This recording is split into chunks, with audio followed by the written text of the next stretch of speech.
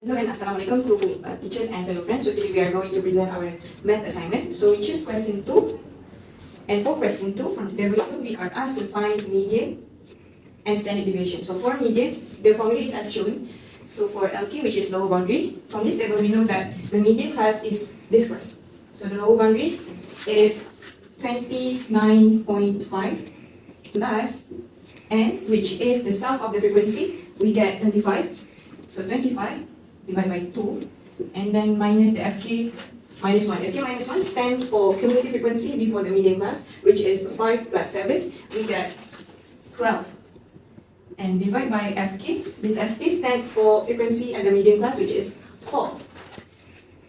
And then lastly is C. C stands for the class size, as you'll see, the class size is 10. So 10. And then we get the final answer, which is 30.75. Next, for standard deviation, the formula is as shown. So as we all know, we don't have the sum of fx and sum of fx squared. So first of all, we have to find our x from each class. X stands for median, so from this class we get 40.5, 24.5, 34.5, 44.5, 54.5, and 64.5. To find the sum of fx, we have to times both of these, which is the x and the f. So for example, 14.5 times by 5, we get the fx. We get 72.5 for the fx. So we do this for all the class, and then we add the summation. We add the fx from each class, and then we get the summation of fx, which is 852.5. Next, for the summation of fx squared, we have to square this first, and then times the frequency, and then we add all of it from all the class. So we get the summation of fx, which is 35166.25. And then we sub into the formula.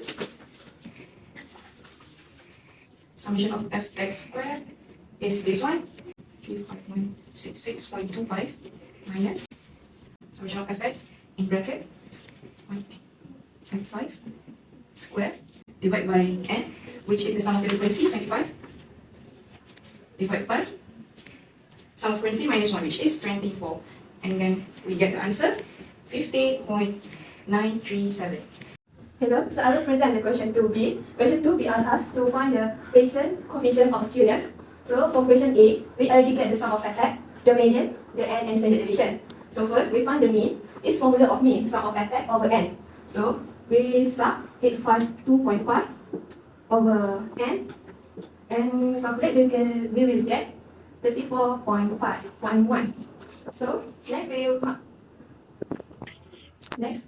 find the Pearson coefficient of skewness. This formula. So SK or equal to 3 mean minus median over standard deviation. So we start the formula.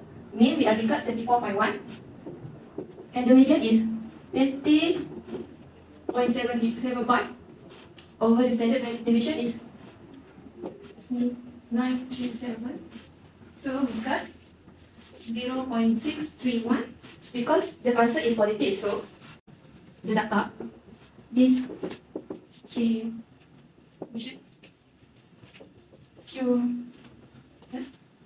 to the right. That's all. Thank you. Okay, so for question 4a, there are 10 books in the bags, and inside 10 books there are 4 blue long books, 3 white long, 2 blue short, and 1 white short books. So for event A, is exactly 2 long books are picked, and for event B is exactly 1 blue book picked. So in the question, it requires we take 3 books from the bags. So for the event, so the question A1 need us to find the probability that exactly 2 long books are picked out of 3 books. So we have 7 long books, so we use 7 C2, and we only need 1 long book, so times with 3 C1. So divided by the total number we can get is 10 C3. So the answer is 21 over 40. So the first question A2, it needs us to find the probability that exactly 1 blue book is picked. So in the questions, we have 4 blue long books and 2 short books. So we can pick either one. So 6. So totally blue book have 6. So we pick 1. So 6 C1 times with white book have 4 C2 divided by 10 C3. So equal to 3 over 10. So for question 3, it needs us to find probability A intercept B.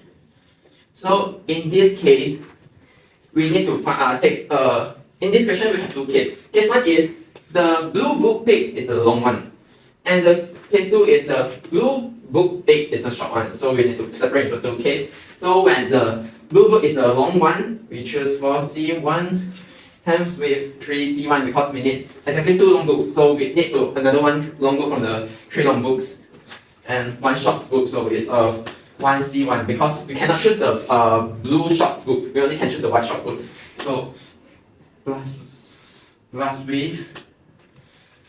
Then the second case is the blue books is the short one. So 2C1 times with 3C2 because when we choose the blue short book, the blue long book cannot choose it. So we only can choose the three white long books. So 3C2. So divide by 10C3 as usual. So we get 3/20. Okay, for question 4, we need us to find P probability A union B. So we know that A union B, they have formula B A plus AB minus B A intercept B. So we have B A, B B, B intercept A B. So we just start in the value 21/40 plus 3/10 minus 3/20. So the answer we get is 27/40. Okay, so for question 5. The question 5 needs us to find that we need us to find P A given by B. This question 5. So how we do? We just start in the formula. For this questions, the formula is P A intercept B divided by PB. So just now we have PB, we have B intercept A intercept B. So we just subtract 3/20 divided by B intercept B another 3/10. So the answer we get is 1/2. The problem given to us in question 4b is Amalie has 5 identical red chairs and 4 identical yellow chairs. So we have to find the number of ways in which 7 chairs arranged in a row. So first of all, we know that this probability involves permutation. So to find the number of permutation, we have to use this formula, which n factorial over r1 factorial times with r2 factorial. So the total number of chairs to be arranged in a row is 7. So the n is equals to 7 for all these cases. For the first case, we can arrange 5 red chairs and 2 yellow chairs. So if you follow this formula, n will be equals to 7 factorial over r1 equals to 5 factorial and r2 equals to 2 factorial. So the answer we will get is 21. So for the second case, Amalie can arrange the chairs into 4 red chairs and 3 yellow chairs. So the n is the same, 7 factorial over r1 will be 4 factorial and r2 will be 3 factorial. So the answer we will get is 35. For the last case, third case, we can arrange the chairs into 3 red identical chairs and 4 yellow identical chairs. So the n will be 7 factorial and then r1 will be 3 factorial and for r2 will be 4 factorial. So the answer we get is 35. So to find the total number of chairs arranged, we have to sum up all this number of ways we get.